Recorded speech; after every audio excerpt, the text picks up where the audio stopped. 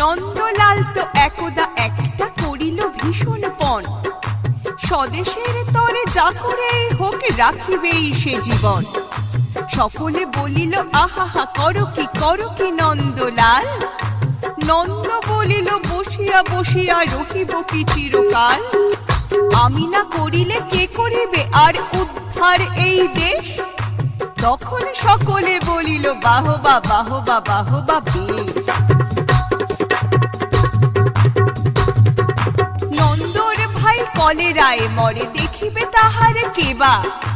সকলে বলিল যাও না নন্দ করো না ভাইয়ের সেবা।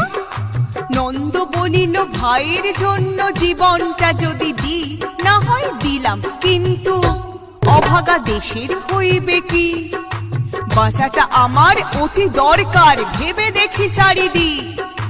তখন সকলে বলিল হা হা হা তা বটে ঠিক।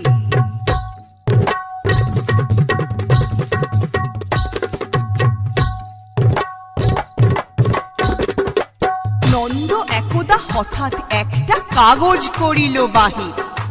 গালি দিয়া সবে গদ্যে পদ্যে বিদ্যা করিল জাহির। পড়িল ধন্য দেশের জন্য নন্দ খাটিয়া খুন। লেখে যত তার দ্বিগুণ ঘুমায় খায় তার 10 গুণ। খাইতে ধরিল লুচি ও ছোকা ও সন্দেশ থাল থাল। তখন সকলে বলিল বাহবা বাহবা নন্দলাল। নন্দ একদা কাগজেতে এক সাহেবকে দেয় গালি। সাহেব আসিয়া গলাটি তাহার টিপিয়া ধরিল খালি। নন্দ বলিল আহা করো কি ছাড়ো না ছাই। কি হবে দেশের গলা টিপুনিতে আমি যদি মারা যাই। বলো কবে খত নাকে দিব খত, যা বলো করিব তাহা। তখন সকলে বলিল বাহবা বাহবা বাহবা বাহা।